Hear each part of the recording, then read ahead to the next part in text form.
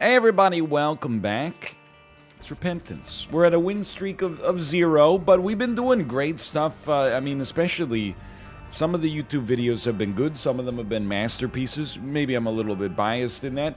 And on stream we've had some wild runs as well. If you've been derelict in watching the stream stuff, I recommend watching all the Tainted Jacob stuff. At least has been it's been a freaking trip, man. We're closing in on the end of the post-it, kind of. We still have... okay, Tainted Eden. Is today the day? It's a Sunday, it's 8:43 a.m. Recording an episode, you know, in advance of the baby waking up, hopefully. Is that really the right time to play a character that's gonna make me scream? Sure, why not? So we need Boss Rush. We do need Greedier as well, but we need Boss Rush and Alt Path. That's not so bad. Oh, cool, it's Libra. But I just, sorry, if you'll excuse me, I just have to remember, it literally does not matter what we have as far as our item room goes. Also, what the heck's going on with all these consumables? Wouldn't it be sick if you could get them to fall in the hole?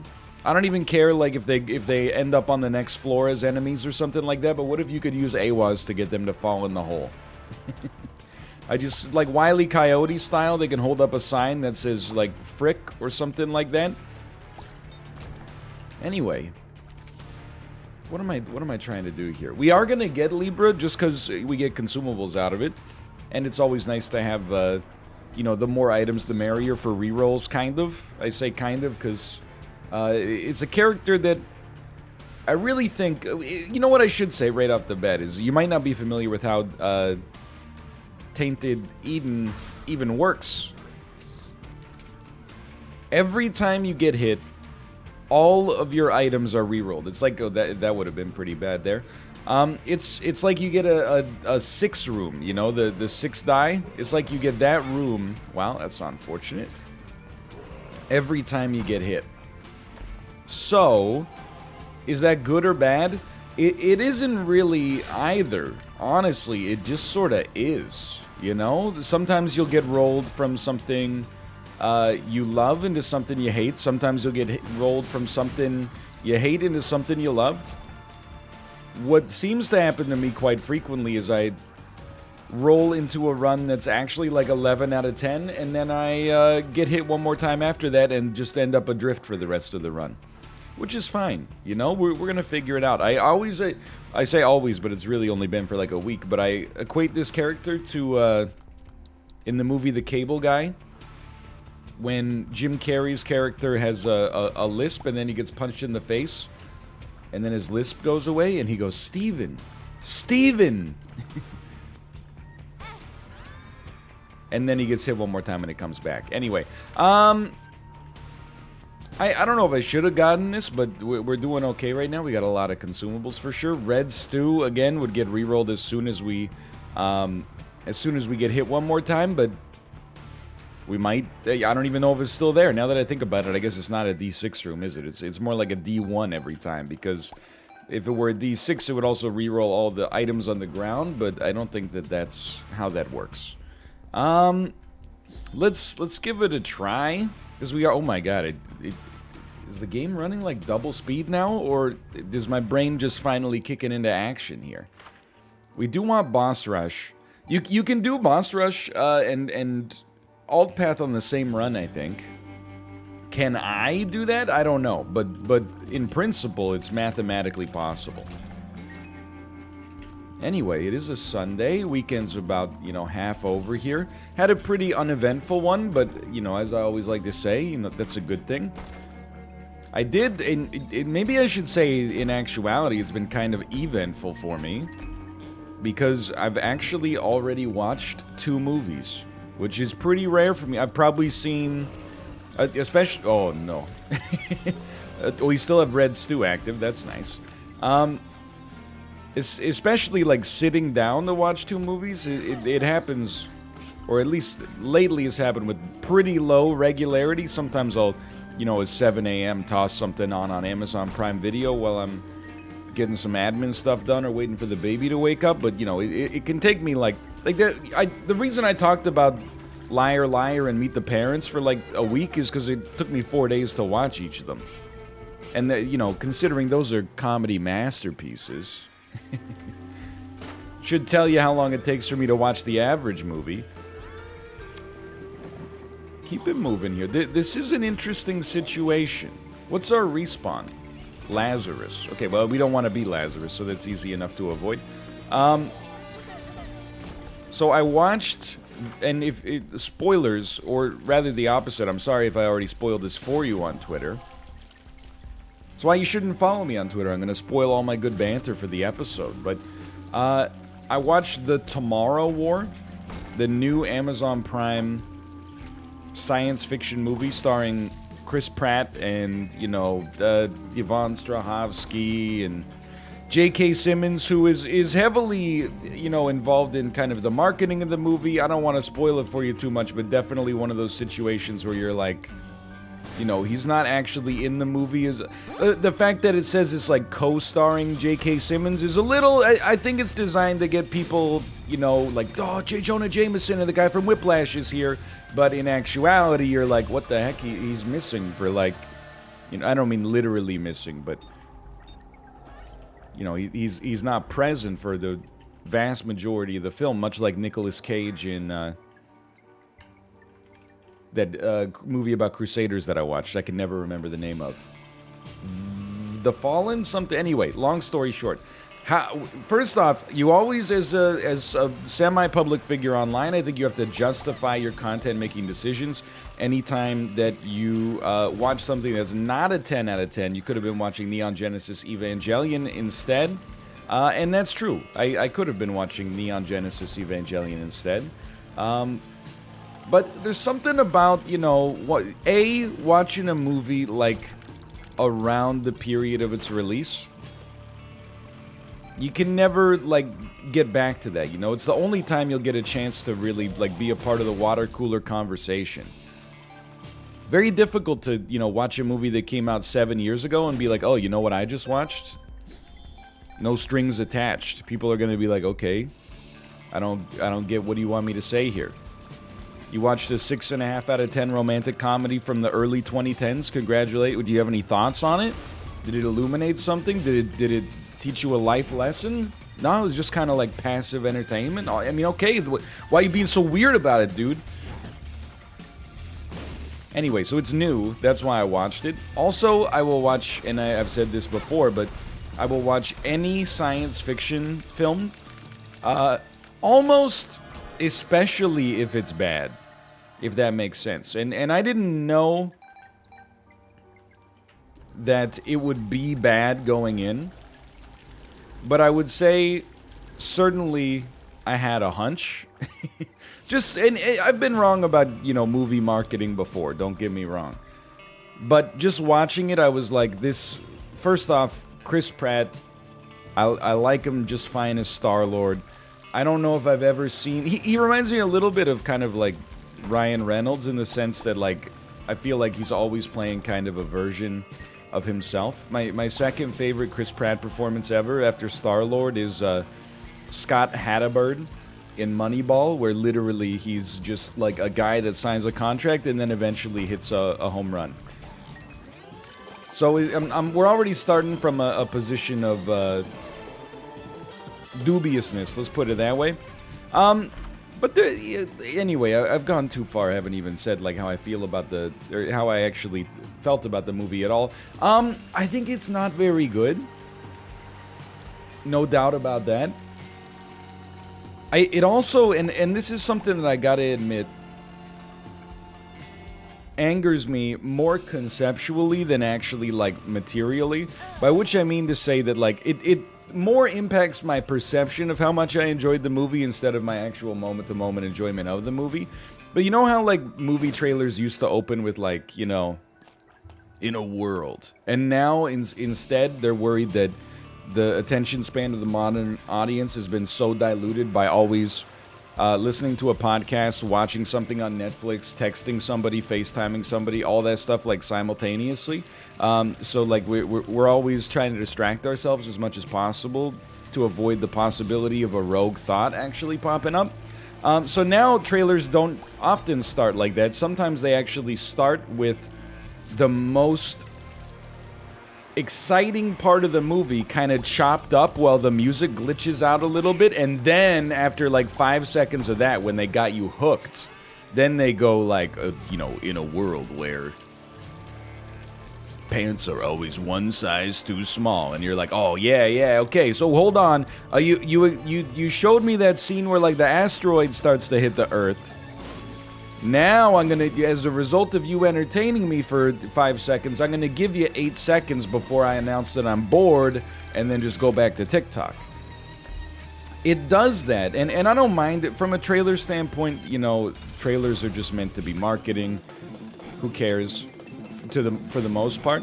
But the Tomorrow War did something I've never seen before, which is it actually had the movie start with a sizzle reel like that. Like it opens with a scene that is actually from about 45 minutes into the movie in like sequence.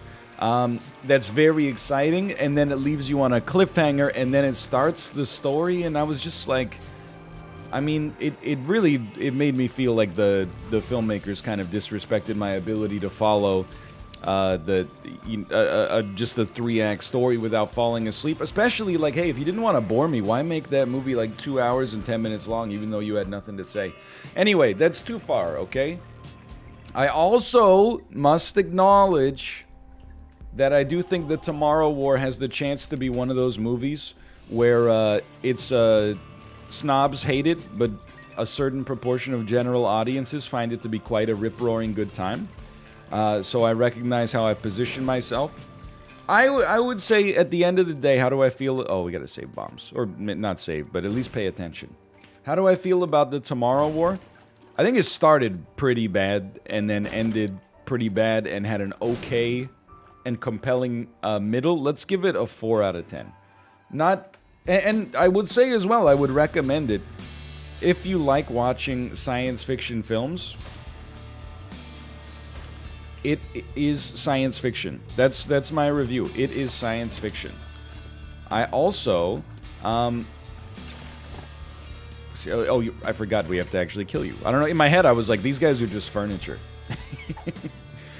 The other movie I watched this weekend, we had a little period of, what was I going to call it? Parental exclusion. That's not what I meant. It was the baby went to sleep nicely on Saturday.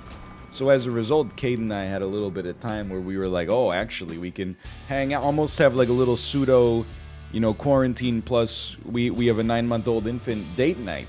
So we watched The Invisible Man, which was actually like the only movie apart from Sonic the Hedgehog and Tenet that I remember actually existing in theaters in 2020. I feel like it was like The Invisible Man, Sonic the Hedgehog, and then A Quiet Place 2 was like, we're coming out, and then they were like, just kidding. And now it took like a year and a half for it to actually make it because of the pandemic. And then Christopher Nolan, foolhard, being a little bit ambitious, let's say, trying to end the pandemic himself by coming out with the movie in the theaters. Regardless, I actually thought The Invisible Man, I had looked down my nose at it when it came out. It is a horror movie that I believe came out in January, and January, of course, not the most... if you were going to pick a month that tends to have the best movies in it, you probably would not pick January, let's put it that way.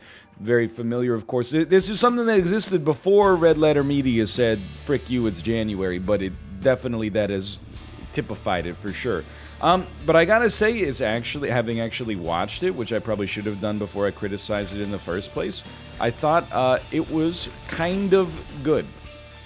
I'm waffling back and forth between kind of good and not bad, and I don't know exactly where I land on that one. Ash Pit 1, okay. But I think I would recommend it, honestly.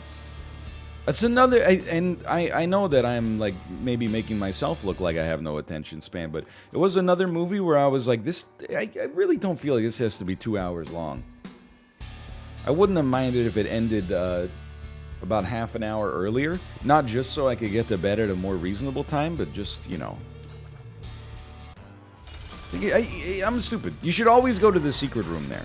Because you know the boss room's going to appear anyway, but the secret room, you know, either you're not going to find it, you're going to spend too many bombs to find it, or, like, you might just be too lazy to find it. Like, that's how it usually works out for me. So, yeah, it's a bit of a banner weekend for me. I watched 2 movies. Nature is Healing. Is there an enemy up there? Oh, you're a... You know what, man? You're a cool guy who's just trying to make your way in the world today. So, I was gonna insult... Oh, no. I was gonna insult you. And now I could kiss you. Look at this run. I don't even know... Is this Lusty Blood? Lusty Blood #1 Brimstone? Don't get too attached to it. I think it's probably not long for this world. But the actual, like, killing power is nuts here.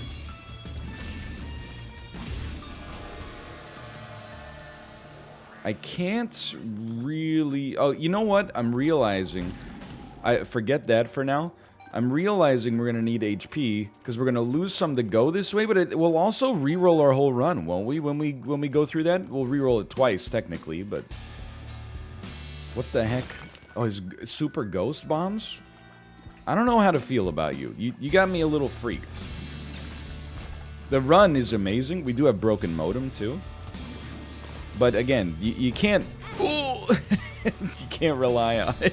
I don't have the ability to... Oh, I have kidney stone. What the heck is this? I mean, it actually seems kind of good. Do we have soy milk? No, we have almond milk, Eye of the Occult. Okay.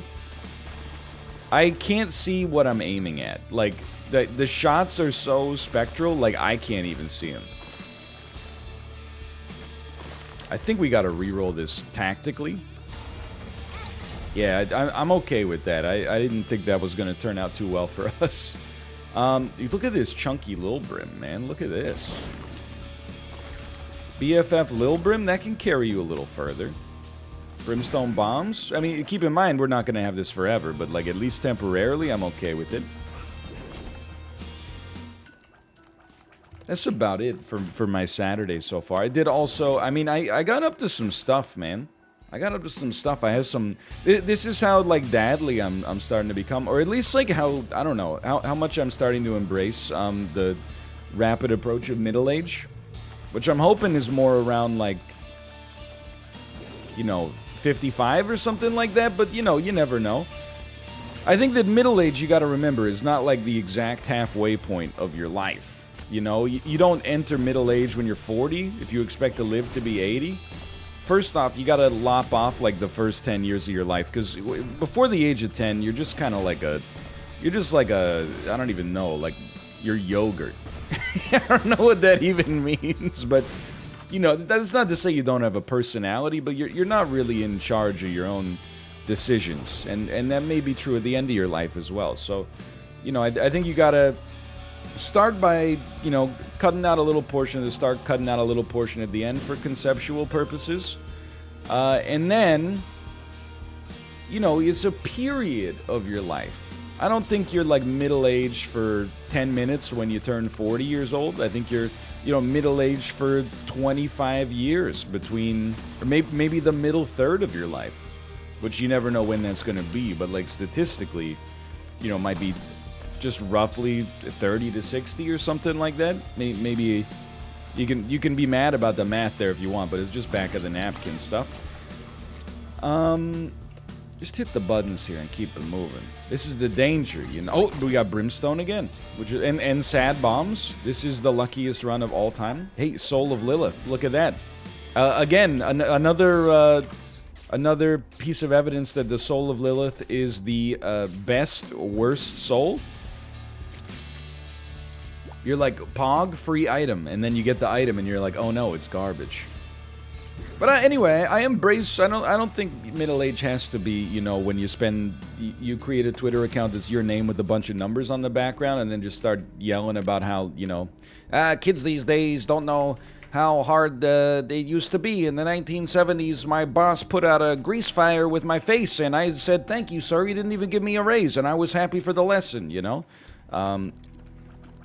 You don't have to get there. I think you can just maybe, instead of doing that, like get a hobby like, I don't know, baking bread or something like that. But anyway, this is a long way of elucidating that what did I do yesterday? Well, on Monday or Tuesday, I made quesadillas for dinner, okay? It's a long story here. You got to start from Act 1. On Saturday, which was yesterday, I still had some of those tortillas left over, right? Because, you know, my wife and I were only 2 people. It's very hard to get, you know, maybe like 4 tortillas. So I think I had an 8-pack, which would be the first time I've ever said that statement ever. And you know they're going to go stale. You know they're going to go bad. What did I do with them? Chopped them up into like sixths. Chopped them up into a fraction of sixths. Put them in the air fryer. You knew it was coming. You knew it was coming. Turn those sons of guns into tortilla chips. I mean, they were flour tortillas, so really more than anything else, they didn't really become tortilla chips rather than just like triangular shaped crackers, I suppose. But what the heck is going on here? We do have the full knife here.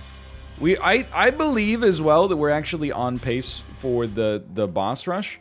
I do worry that we're on... Oh, don't go the wrong way.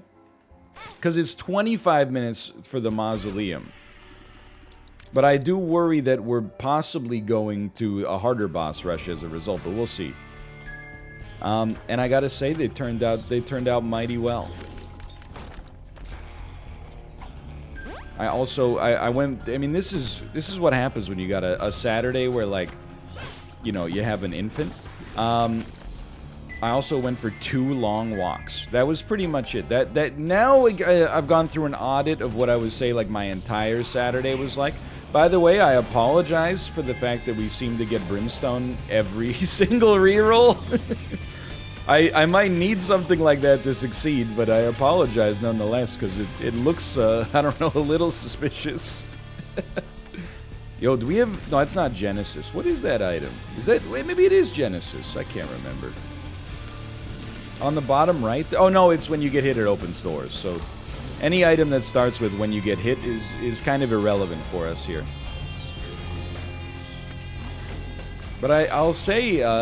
this one... Oh, we're gonna die. We're actually just gonna lose. We have no HP. We went from 9 lives to no HP. And we're on the mausoleum, so... We do have brimstone. Would be nice to maybe get to a shop. I really don't want to throw this one away, but... I also feel like I didn't, really screw this one up.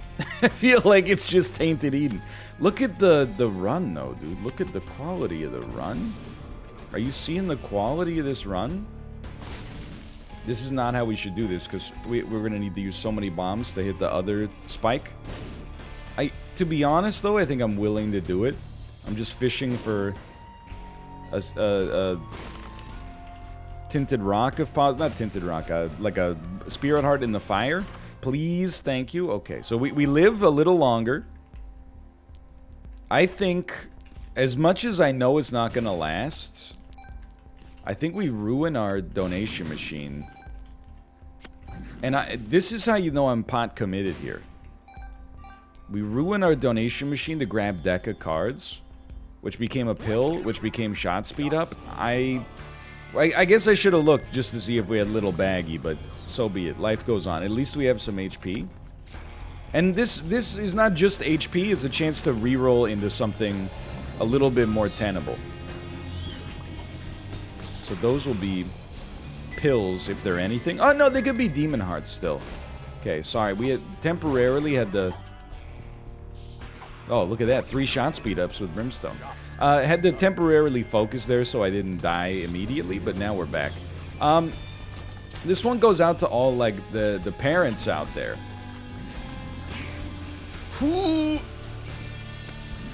When you have a young baby, they require constant supervision. That much I think everybody understands. But when you're...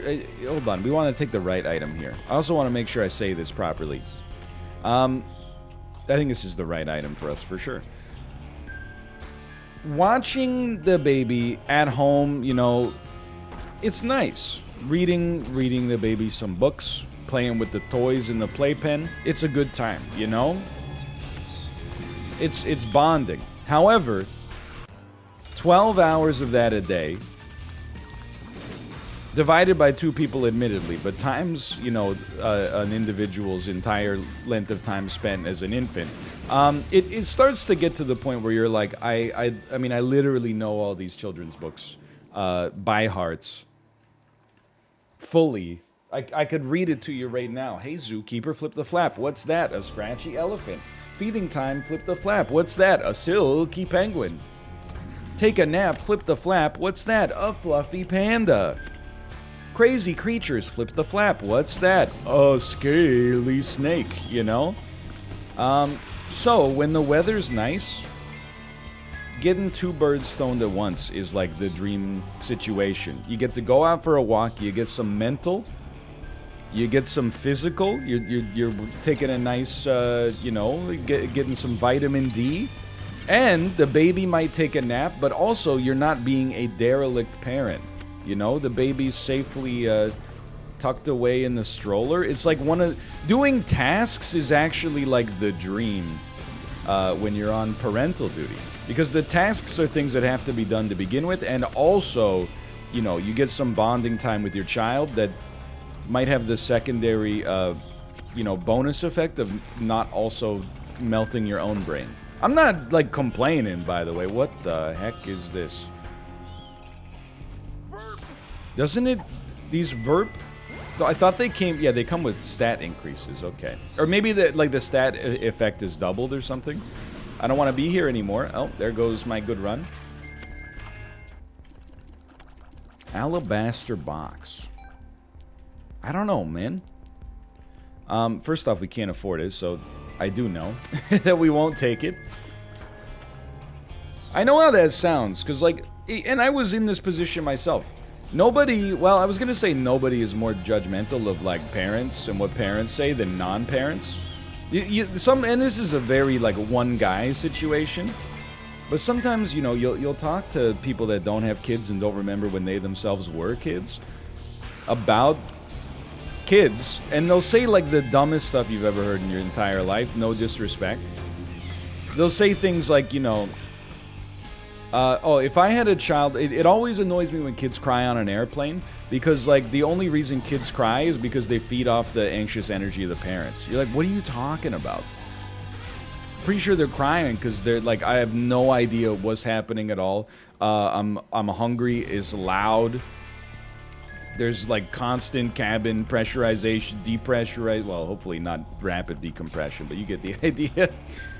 You know, the kid is... The baby's crying for those reasons, and also for one other very noteworthy reason, which is that they're a baby, and they just cry all the time. And even, like I'm pretty sure 3-year-olds cry all the time, and you know, for reasons it's not even always related to something negative happening to them. You know, you might tell them you can't be Kermit the Frog when you grow up, and all of a sudden, like, you know, they're inconsolable for weeks. That's what kids do. They're figuring out, like, their emotions. So I understand how to somebody that, you know, is maybe not part of the parental subset right now, you might be saying, well, it's kind of a negative thing to say that, like, you know, if you read one more children's book to your daughter, you would go insane. You're taking me out of context. I've already lost my mind. What's the joke? I'm not sick, I'm twisted. Sick implies there's a cure. You want to make the devil shudder? Show them a nice guy losing their cool. Ooh. Really makes you think. But I think that for people that have actually, you know, like, gone through it themselves, they can relate to that. I mean, how many more times can you And the answer is an infinite amount, by the way, or at least as many as is. We need to get in there immediately. Okay, hold on. Negative. Forget the devil deal. We can't even look at it. We just have to go. We're not taking IBS, I'll tell you that much. I'm very happy that at least temporarily, we're gonna have cracked the sky here. Man, we switched into Isaac mode so fast after after we found out that we got it. That's so funny. Or got boss rush. Don't get me wrong. I'll suffer the psychic damage to read the same children's stories over and over as much as, you know, I have to. And I know that one day I'll look back and I think it's just the necessary, you know, the course of life. Right now, I'm like, oh, I'm not wishing the time away, but I look forward to when she's a little bit more independent. So, like, if I have to go take a pee for 15 seconds while I'm on baby duty, then, you know, she doesn't think that I'm abandoning her forever. But then I know, like, it's be careful what you wish for, and, you know, when she's 12, she's gonna be like, I never want to have dinner with my dad, like, ever. But then, when she's like 40, she's gonna respect me. So, you know, it's a long road, but... So I'll read the children's books as much as I have to, and I'll also, you know, appreciate it while I'm here. But every once in a while, you know, getting that reset where you're just, like, literally looking at the outdoors instead of, like, Eric Carl's The Hungry Caterpillar is, it's a nice break. You know, you do what you gotta do to, to make it through. It's been a good weekend. I gotta remember, like, I really thought, you know, like, human beings, I think, were very good at adjusting to changes in situations, both positive and negative. You know, you always imagine, like, oh, if the best thing in the world happened to me, how happy would I be? Oh, that sucked because we had such a good run. And the answer is, you'd probably be pretty happy. My hunch, I don't know you, but my hunch is you'd probably be, like, really happy if your dreams came true for, like, I don't know, like 6 months. And then you would acclimate to that being your life, and you would start to have different ambitions. I don't even mean it in a negative way, like, oh, isn't that sad?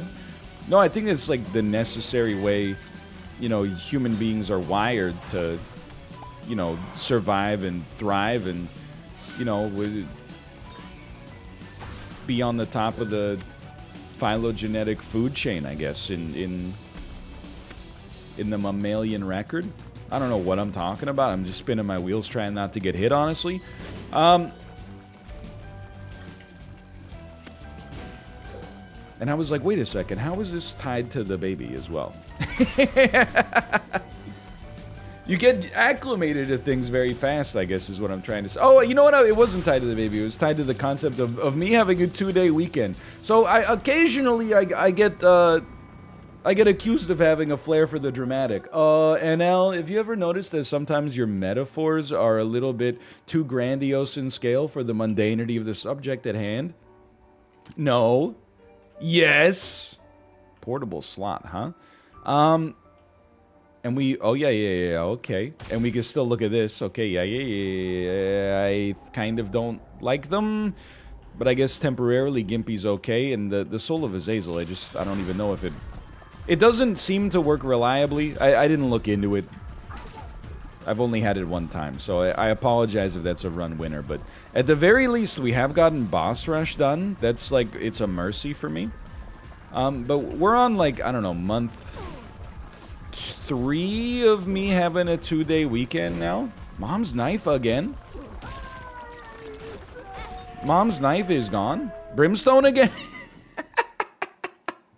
It never ends, man. It's a dream come true. I wouldn't get too attached to this run, by the way. I'd like to build as much HP as possible, but I don't know if that'll even work. Oh, curse of the... Oh, curse of the... I can see what's happening. Look at that. But I thought I would be acclimated at this point. I thought I would be at the point where I'm like, yeah, you guys are right. Like, time moves by so fast. And I mean, it does, but it also moves at the same speed as it always has. I'm still like, it's 9:17 a.m. on a Sunday, and I'm like, oh my god, I can't believe like I have another day off. I'm trying to, you know, I'm not a mindfulness or meditation guy. I'm the exact opposite. Like, I think there's two forms of meditation. Finally, 40 minutes into the video, we're getting our first punchline. There's two forms of meditation. There's, like, the kind of meditation where you block out all external stimulus and, you know, you get nice and quiet, you get comfortable with yourself. You know, you feel in tune with your mind and your body, and you really analyze, you know, mindfully how you're feeling and how you want to feel, and see if you can find a way to bridge those gaps. And if you can't, then to at least accept the fact that you can't. The other kind of meditation is millennial meditation, where you turn on so many different forms of stimulus simultaneously that no bad energy can actually get to you. You can't be sad if you have a Twitch stream, a YouTube podcast, a movie, a graphic novel, a manga, and your favorite Spotify playlist playing at the same time. Well, of course you can be sad, but you delay your sadness and compound it for later, I think. Okay, hold on. Sneak it. I'm so happy we can fly there. This run, I gotta remember, we have Tech X, but this actual run kind of sucks. Believe it or not. I guess we do have Succubus, Little Brim, and Tech X, so you're not gonna believe me. But damage-wise, it's a little subpar, or maybe our rate of fire is just so bad. You're not gonna believe me. And now I'm looking at the damage we're doing here, and I'm like, you shouldn't believe me. I think I'm just so acclimated to having Mom's Knife so much that this feels like understated, but actually is pretty okay. But I'm not a mindfulness or meditation guy, but I do try to remember, you know, hey, it wasn't that long ago. Your weekend was one day. And hey, it wasn't that long ago your weekend was a freaking 0 day, man. So, you know, maybe take the opportunity to watch a little, you know, maybe I'll watch Meet the Fockers today. I don't know. I have like nothing on my list today. I don't know. That's why I find myself saying freaky stuff. Like maybe I'll start making some bread. We got flour. I have 10 lives. This run is amazing. If I could build some HP on this, I would be so happy. Like I just love Ghost Pepper, man.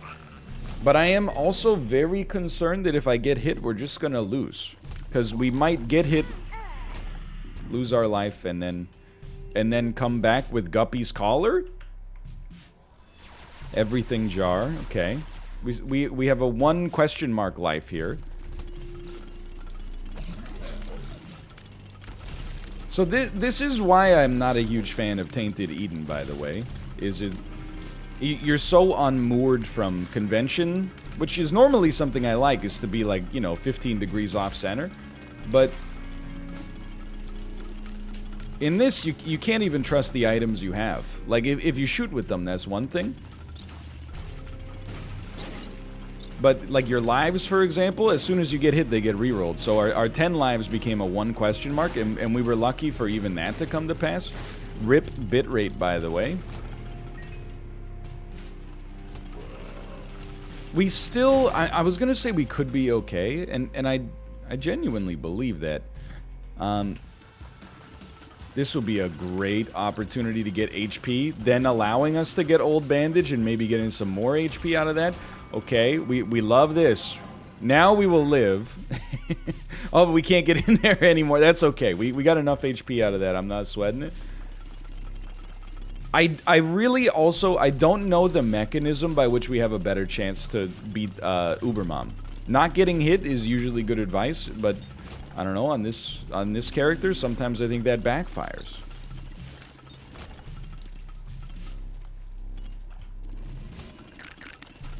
A card will get rerolled? Like, I don't know, I think I'm just looking for... Well, I was gonna say I'm looking for Spirit Hearts, but am I really looking for Spirit Hearts out of the Everything jar, knowing that it won't actually be a Spirit Heart when it gets rerolled? But then I'm like... I mean, what does anything matter at that point when you start thinking of it to that extent, you know? Why would I get 2 items when I get 2 items that could be rerolled with the Everything jar anyway? I don't know, man. I don't have an answer for you. This is kind of what I was hoping for. Knowing that you get re-rolled... Well, but your HP doesn't re-roll. I actually don't think we take anything. As bizarre as it looks, why not? I don't think our HP gets re-rolled to that extent. So I don't want to lose HP taking items when what I think are... If I had to make a prediction, I think that our win condition right now is we go as long as possible without getting hit. I think we send it, man.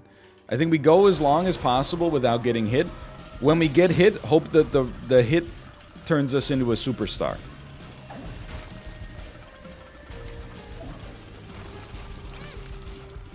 Mission failed. Alges. You gotta... I think I could have dodged that, but I felt like we had to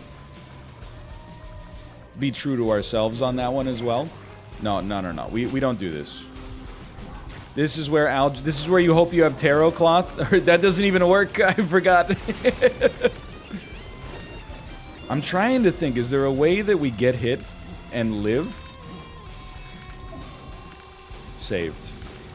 Like, do we get hit, re-roll ourselves into potential greatness and live? I don't think so. I think we just gotta dodge. Which is highly unfortunate.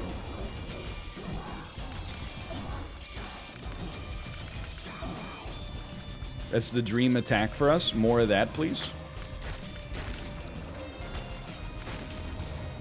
I gotta be honest. This one means a lot to me.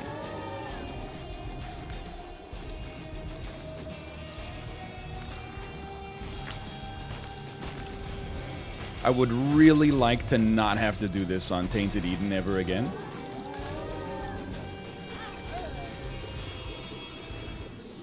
Oh no. We're not even Tainted Eden anymore. Now we're the Lost? Or are we still... Is Tainted Eden a default condition? Like, even as we change characters, are we... You hearing the sound, man?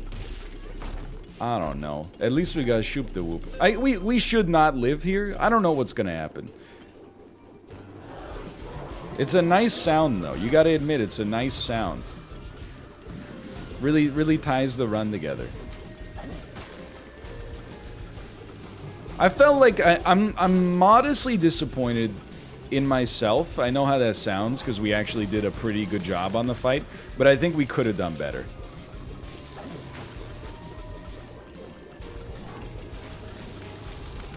I think I got hit by something that I'm a little, just a little embarrassed to have been hit by.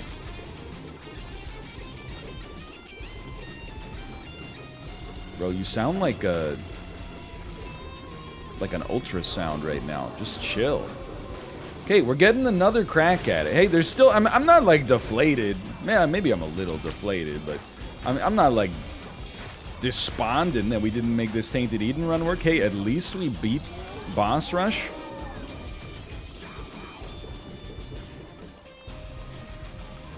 And by all accounts, we actually, like, should be dead here. Like, the only reason we came back, I think, is because we re-rolled into the missing poster. Fair enough. I didn't see the line, but... My bad. Anyway, it was a good run regardless. We still got Boss Rush done. We just got Tainted Eden, Alt Path, and Greedier. No big deal. For now, thanks for watching. I had a good time on this run. I'll see you tomorrow. Twitch.tv/NorthernLion. Follow me there. I'm live Monday to Friday, 11 a.m. to 4 p.m. Check it out. See you there.